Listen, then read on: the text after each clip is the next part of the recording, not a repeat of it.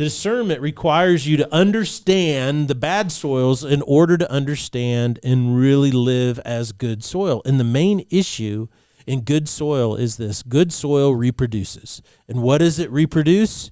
More seeds of the kingdom. So it brings in more people.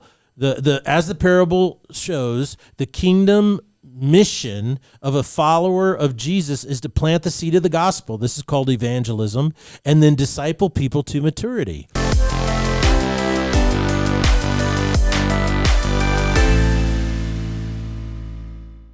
Ladies and gentlemen, welcome to the Salty Pastor Podcast, a podcast dedicated to helping you learn and grow in your faith. Your journey of faith is one that you are on, whether you like it or not, and you're either growing or shrinking every single day. And we want to be part of your growth plan. We want you to know what you believe and why you believe it so that you are strong, not easily swayed by the winds of change in the culture, but instead you know what you are doing, why you believe what you believe, and you don't just let everyone else tell you what to do in your life. Don't be a sheeple. No sheeples here on the Salty Pastor Podcast. My name is Jesse Maher. I'll be your host, but we cannot do the Salty Pastor Podcast without the Salty Pastor himself, Dr. Douglas Peake. Hey, everybody. It's so good to be here with you today, podcasting.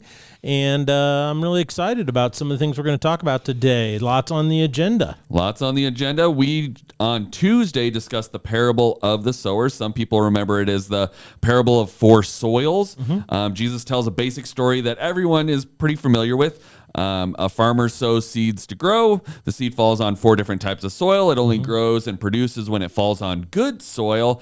And there are three other soils that it won't grow in. One which is the path, one which is the rocky soil, and one which is the weedy soil. Mm-hmm. And what were the biblical principles we discussed on Tuesday? Little tongue-tied there, Jesse. Biblical principles. That doesn't happen very often for you, man. You're smooth as butter in July.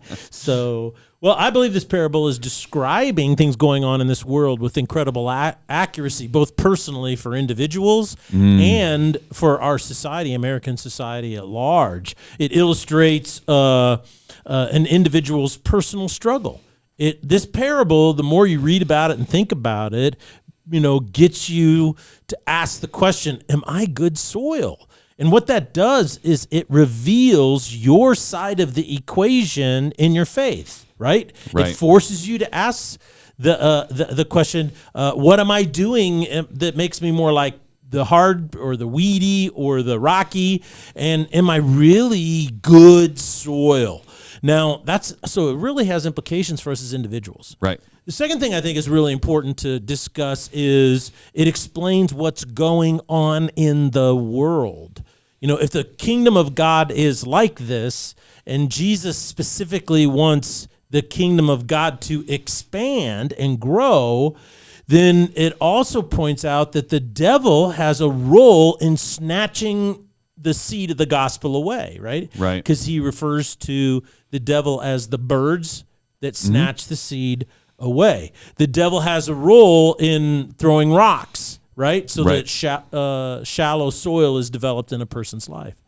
He has weeds grow up, like in the very first parable of this series, the parable of the weeds. Remember, the evil one, Satan, came in and sowed weeds, right, which were people. And so I think that you look at the world and you go, well, Satan's perspective is the more human suffering, the more disappointment, division, anger, hardness that I can propagate, the better.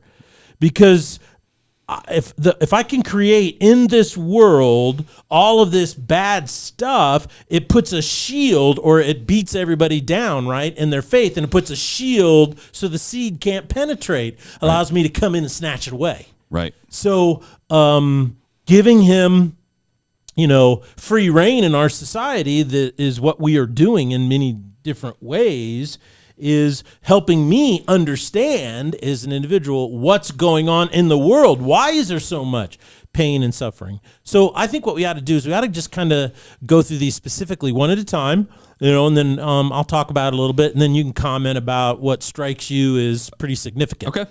Sound good? Sounds good. All right. Well, first of all,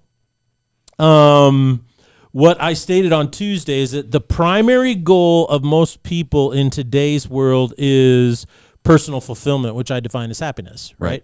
And I think that really, when you strip it all away, if someone says, I want political power, or I want a big business, or I want money, or I want love, I want romance, that comes from a soul desire of fulfillment, right? We want something to fulfill us. And so a lot of times what we say is, I know I'm fulfilled when I'm happy. Right. When I'm sad and depressed, I'm not fulfilled. So what's interesting is he says the first set of soil represents people who are so hard of heart that the seed cannot penetrate, that the devil, which is the bird, comes and snatches it away. So how does a person become path soil? Well, by being beaten down by life. Last Tuesday, we said hurt people, right? So if you are, or somebody who has been beat down in life, then the key to being able to receive the seed of the gospel is healing. Start to break up that stuff that has hardened it so much. Encourage yourself, or encourage these people to start the process of healing. You can ask simple questions like, are you really happy and fulfilled? The old Dr. Phil quote, which is, how's that working for you? You don't have to immediately preach, well, Jesus came to fix it. I think the thing is that, well, do you want to heal? Do you, these types of questions start turning up that hardened heart, that hardened soil. Are you satisfied? Are you really happy? How's it working for you?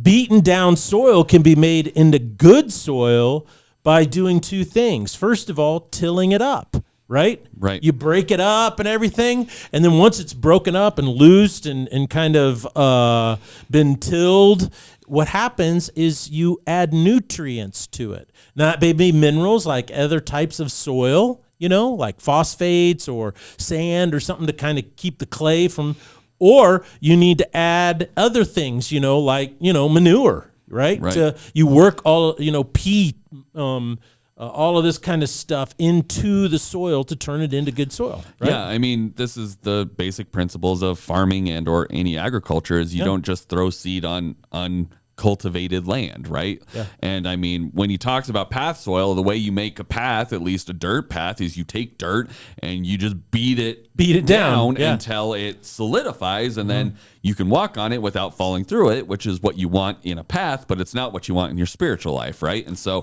in order to break up a path or to utilize that soil, it has to be broken up, and usually that means you take a big plow or some other tilling device and go through there and break it up and let it expand and breathe again. And then, like you said, you're adding nutrients and things that'll help things grow. But there is a process of having to break it up, which I think is sometimes the hardest part. Is the hardest part, yeah. And beat down soil is calloused. The whole point is, like, if it rains a lot and you have cultivated land, it turns into a big mud puddle, right? Or it's all muddy and your tractor gets stuck, your horse gets stuck. But the beat down path stays what? Hard as a rock, even though it's getting rained on. It becomes callous. And I think a lot of people today are calloused about life. They're not able to enjoy life. They're not feeling the depth and the wonder and the beauty of life. It's so important. But the way in which we're living in our lives today is we're missing out on this.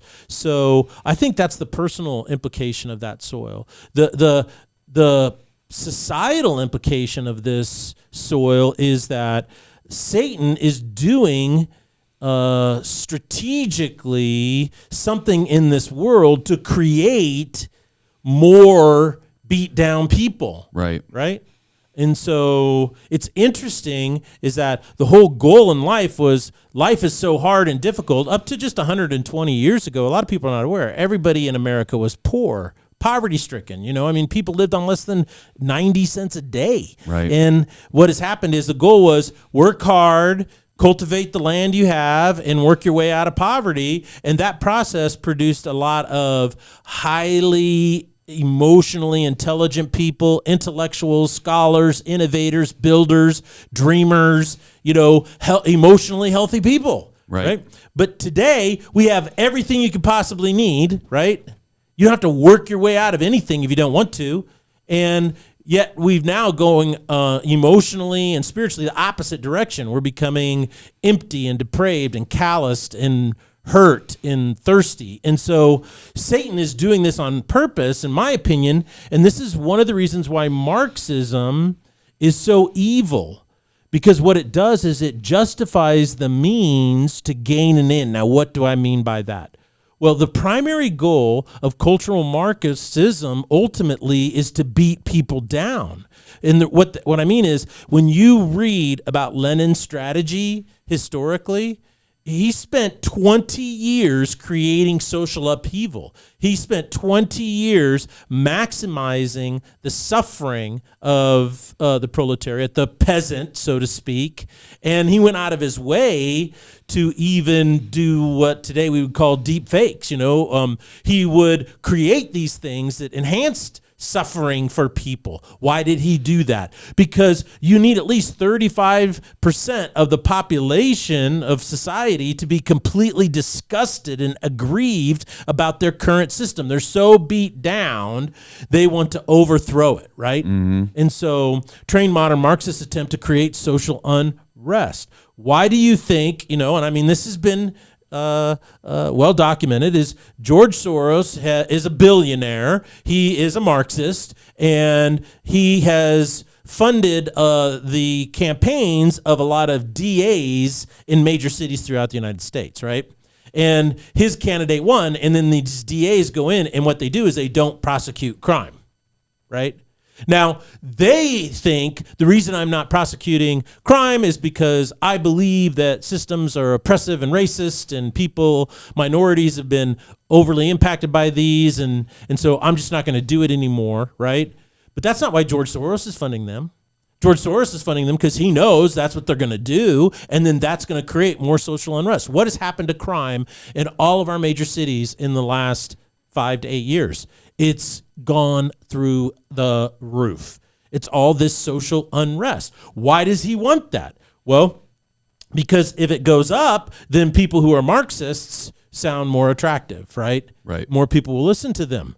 One of the things that I find so interesting is the movement in America today to actually say, well, let's tear down America because it was wrongfully formed from the very beginning and start over.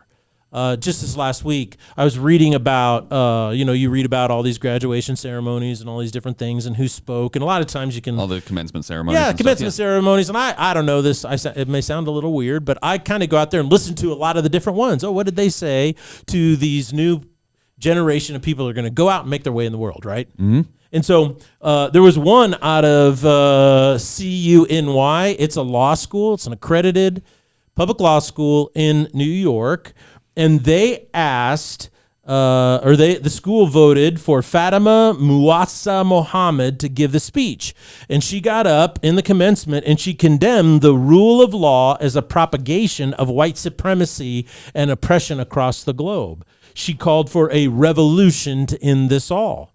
Well, what's interesting about Fatima is that she is a Yemeni. She was born in Yemen, okay? A country at war and has been at war for centuries. There is no lasting Yemen culture or society. It is a place of cruelty, hatred, injustice, murder, rape, oppression, human trafficking, human sexual oppression, suffering beyond belief, right? When offered a chance to escape this, where did she move to? America, yeah. Which did what? Educated her and paid for her education, her undergrad, and then her law degree. And then she stands up and says what? We should tear all this down. Well, if you're going to tear it down, if you want a revolution, what are you going to replace it with? That's the question nobody ever asks. When you tear something down, something replaces it, right? Absolutely. What are you going to replace it with? The Yemeni system, right? The Muslim Islamic system that she proposes to follow? Is that what we're going to do? See, this doesn't make any sense. What a stark contradiction. But why people look back and go, why are so many bad things happening in the world? Because Satan wants people beat down. He wants more misery because more misery equates what? Less receptivity to the seed of the gospel. Right. Yeah, I think this idea of just constantly, it's that age-old adage of people just want to tear things down, but they don't want to build anything. And so we see that again in this thing of, well, I'm going to give this speech to tell everyone that we need to destroy everything, but there's no proposal on how we fix anything afterwards or what we're replacing it with, right? And just that idea of slowly, little by little, causing more and more chaos, so then people don't have any receptivity. I mean, it's very, like, there's so many people that just don't watch the news anymore, right? Because they're like, all it does is make me sad. And it's like, okay, yes, that is probably true, but that also means you're completely uneducated about what's going on in the world, or at least having an idea, right? And so it's like you are losing your understanding of what's going on around you, and the world's just doing stuff and you have no idea, right? So and that's just deconstructionism. Right. Is the virtue is in tearing down. Right. There are no solutions. It's just tear it down. And you're like, okay, how does that make anything better? And that's why we say deconstructionism always leads to what? Nihilism. Right. And so we see these issues of tear it all down, but we have no solid plan after that. We just want to see it all burn. And Burn it, yeah. And then we're sure whatever comes out of it's going to be better, but that seems highly unlikely. Highly Once you drop unlikely. into anarchy, I'm sure it's super easy to get everyone back on the same page, right? I'm sure that's so easy. So I think this idea of just continue to beat people down, make them see no happiness or joy in the world, and they will just be forever cynical of everything around them. They don't see any benefits to anything going on in their life. Why get married? There's no benefit, right? Why have kids? There's no benefit. Why participate in society? There's no benefit. And then it just turns us into people that self-isolate and have no desire to interact with anyone. And then you see no happiness, and there's no point in being here anymore, right? Yeah. Yeah. And that's what's happening. So this parable of the beaten down soil really makes a lot of sense in today's world, both individually and, societally. And the next soil, he says, is the rocky soil. And the rocky soil, he says, represents people who are shallow. They're incapable of developing a root. So on a personal level, avoid being shallow at all costs in your life. And let me kind of talk into that just a little bit. First of all, shallow people suffer way more than deep people. They suffer so much more. Deep people are more joyful, they're happy, they're less stressed, they have little anxiety in their life, they enjoy life so much more than those who are shallow. They're also physically more healthy, they live longer. And the thing about shallow versus deep is there's a myth. And this is the myth. You have to be a high IQ intellectual in order to be deep. But this is just plain silly. Some of the deepest people I ever met were salt of the earth, blue-collar people, farmers, ranchers, electricians, manufacturing people. Some of these people were the deepest people you'll ever met, because depth is not intellectualism. Depth is not intellectualism. It's not about how much you know. This is why university professors are the most shallow people you'll ever meet, right? They're so shallow that they can't allow other people to have a different opinion than them, right? Without being triggered. It's just absolutely absurd. What they're saying is, I'm a shallow person. Protect me in a safe space. There will come a time when you will be persecuted for believing, he says, for your convictions. And that is going to prove whether you have deep roots or not. I have a fairly controversial position on the movement that happened in the 90s called Promise Keepers. I don't know if you ever heard Promise Keepers. I have heard of them, but it was a massive movement. And so I've spoken on this before, and I have a position called The Day Promise Keepers Died. And what happened is, as a movement, it was just growing. They were renting out football stadiums, filling them up. It was huge. Huge. Men going to it. Men would come in and speak and talk about, be a godly man, keep your promises, all of these types of Christian virtues and ethics, and challenging men to do it. And there was a brotherhood of man that had been lost in our society, right? And so the leadership said, well, let's take this and let's go to Washington, D.C. We're going to have 1 million man march. The Promise Keepers convention that happened there was one of the biggest that they've ever seen. More people attended ever before. But after that, it pretty much started to just die, just kind of piddled out. And the reason why is because when they decided to go there, the press invited feminist leaders to come out and criticize it. And they came out and they criticized it as the patriarchy and criticized this and criticized that. And all the spokesmen for Promise Keepers were great guys. They were wonderful men of character, but they were theologically shallow. And so they basically said, oh, this isn't about putting women down. It's about bringing men up. Instead of, and at that moment is when it died, because there was nobody who had theological depth that said, this is absolutely a movement against the flaws of feminism. Feminism hates men. Feminism wants to destroy men. And then quote what the feminists were saying, you see, but they didn't do that, okay? And what happened is they told all of these men, we're challenging you to be a promise keeper, to step up, to be a man of character, but when it counts, fold like a cheap pup tent.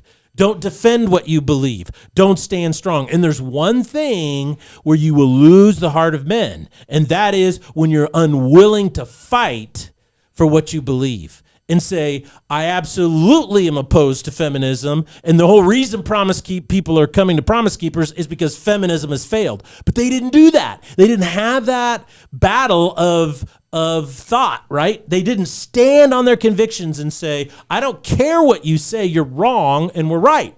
Okay, and then let the chips fall where they may. And at that moment, Promise, within 2 years, is pretty much gone. So I think one of the things that we have to realize is that societally, the whole society is becoming more shallow, not deeper. Our society, Satan wants shallow people, right? Not people who know what they believe and why they believe it. Those people are independent thinkers. Society doesn't want independent thinkers. Society today wants sheeple, people that will vote the way they want so they can stay in power. Look at our educational system right now. Do you think it's producing independent, critically thinking individuals? No. 60% of our children cannot read at grade level.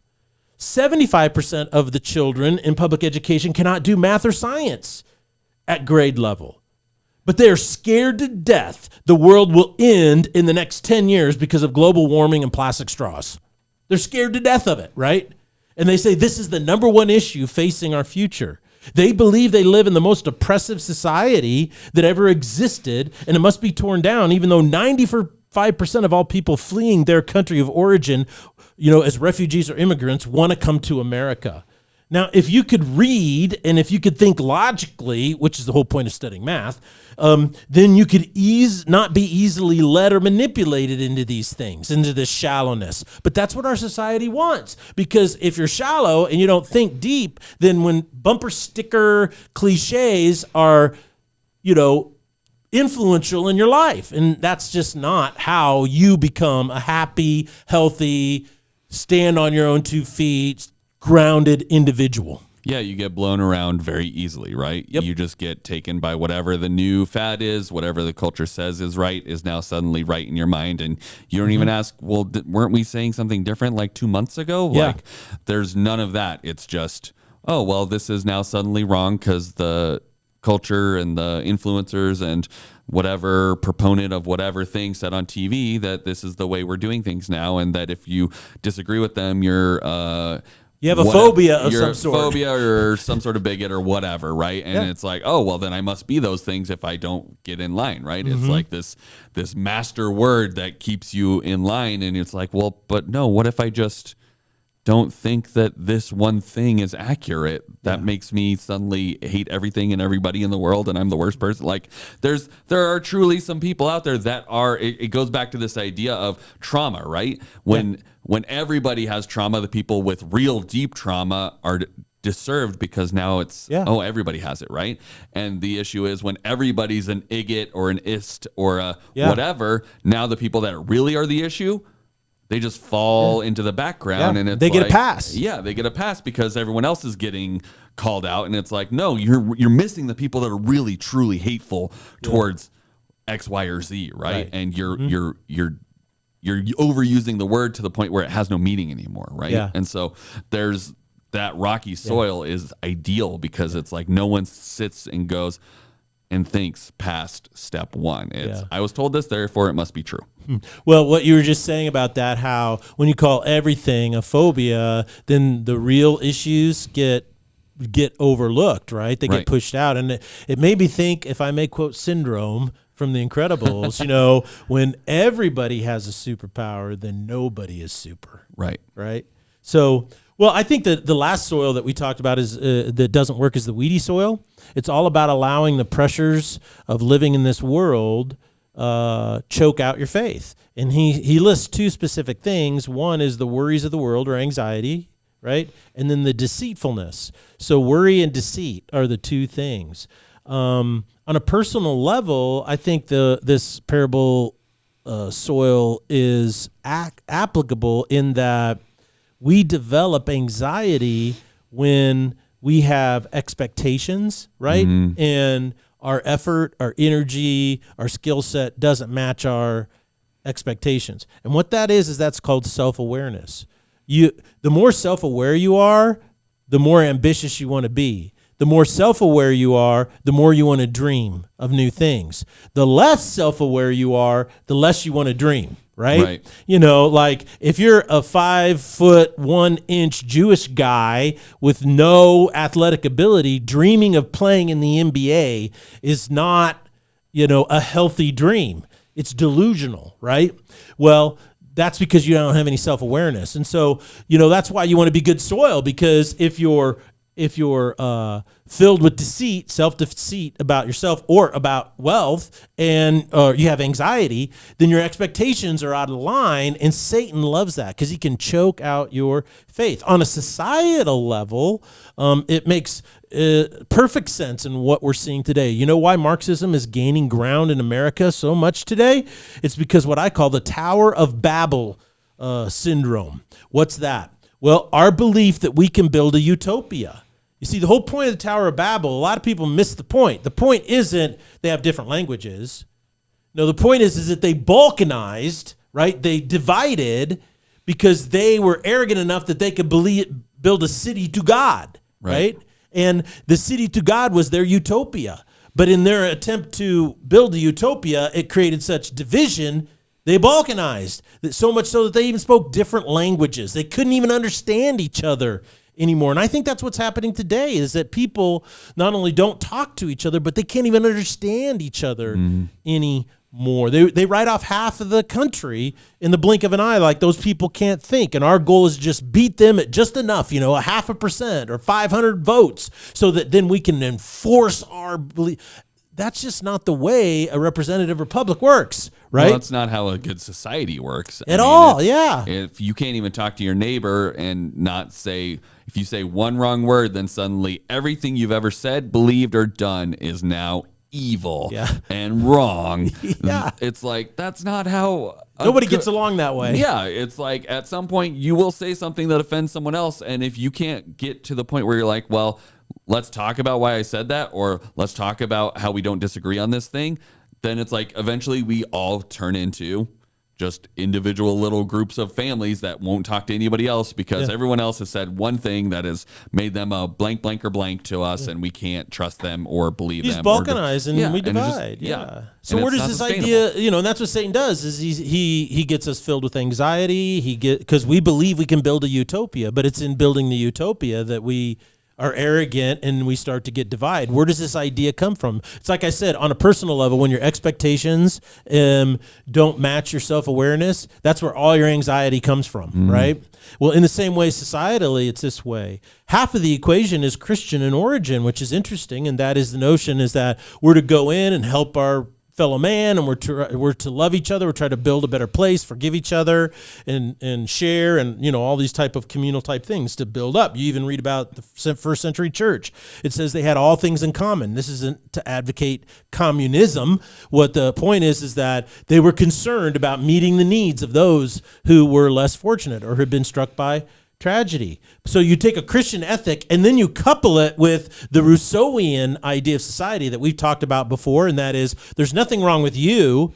It's all society's fault. It's all society's fault. course, when you see a shallow person goes, yeah, it's all society's fault. But a deeper person what goes, is society made what up is of? society made up of is individual people, And so what's interesting about this is Marxism is gaining ground in America because it postulates a utopia, and then it points out all the failings of free markets, liberty, personal private property, freedom, and all this. So it raises the expectations of people and then allows you to deconstruct it more easily.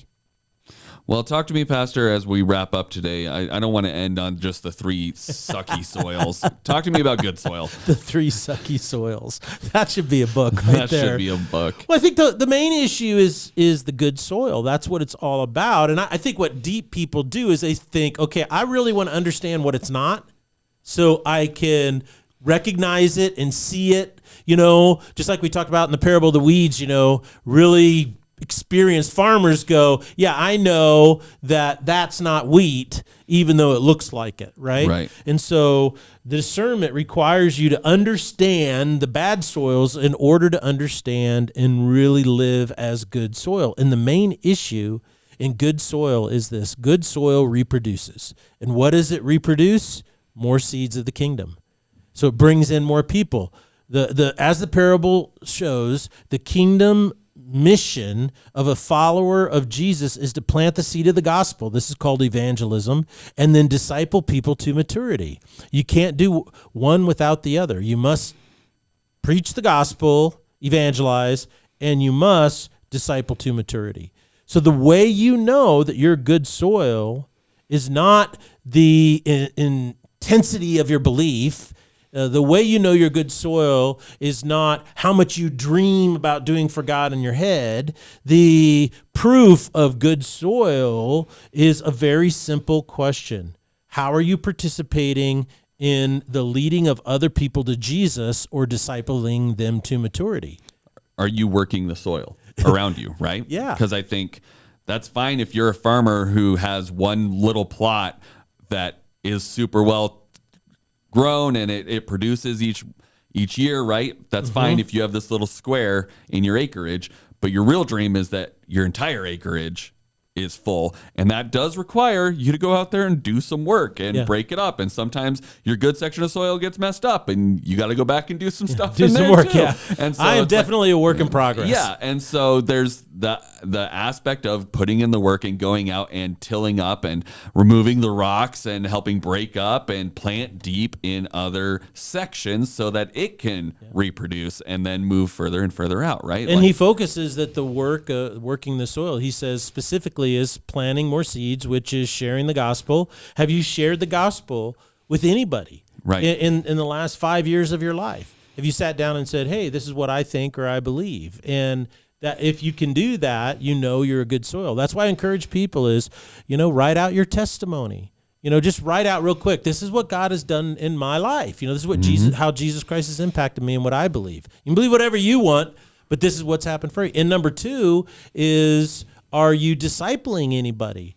This is my point that I've said over and over again. I call it the principle of the 5, and that is you should always have 5 people in your life that you're praying for, that you're meeting with. You don't have to meet with them every week, but people that you're trying to lead. Because if you've been a Christian for 5 years and you can't find somebody who knows less than you, then you're not good soil. I hate to say that, but it's just it's the truth. What you are is you're rocky soil, right? And all it's going to take is a stiff suffering or a scorching sun to kill dry your faith. you up and blow you away. And we don't want that. So and sometimes the best thing you can do is find somebody who knows less. I was talking to this guy the other day who said, well, I stepped out, and I decided to teach one of the kids classes, like the 6 and 7 year olds or something like that. And he said, later on, he was telling me, he goes, it's been the best thing for me because when I study that lesson, I learn more about God than I'm teaching. I've learned more about God as a teacher of kids, Well, and isn't that the way with everything? Like when I was starting dance, the best thing I ever did was when I started teaching others because it required me to better understand than them so I didn't look dumb, but also to be able to explain it to them, right? Yeah. And you can't explain it to someone else who doesn't understand it if you don't have any idea. more knowledge than them, right? Yeah. And so that's one of the best things you can do is just step out and go, I'm going to do this thing so that I can be better at it, right? So being good soil doesn't take a lot. It just takes two simple commitments. One is I'm going to share my faith and figure out how to do that. And then I'm going to practice the principle of the 5. I'm going to try to find, 3 to 5 people that I pray over. I want to, maybe one of them's unsaved. Maybe it's a brother or somebody. And, maybe it's a coworker or a neighbor or something. And, sometimes the best thing to do is just invite them to church or invite them to a church activity, right? A church barbecue, a church thing for their kids, and just slowly work, invite them over to your house, hang out with them, and, you don't have to preach, a message every time they're over, right? Just enjoy them and get to know them and slowly plant the seed of the gospel of truth. And then, other people disciple. If you're in doing those two things in your faith, I guarantee you'll be good soil. Absolutely. Well, thank you so much, Pastor, for sharing these insights on this parable with us. I'm excited to hear what you have to share on Sunday and how you're going to really drive it home. Are we expecting any more long lost cousins and brothers of yours this week? People have been having mixed reviews on it, but I think as a whole, they're enjoying meeting your extended family that are so diverse. Well, it's an attention getter. That's all it was meant to be is an attention getter. Oh, you got their attention. Thank you guys so much for joining us, and we'll see you on Sunday here at Foothills Christian Church. Okay. Blessings.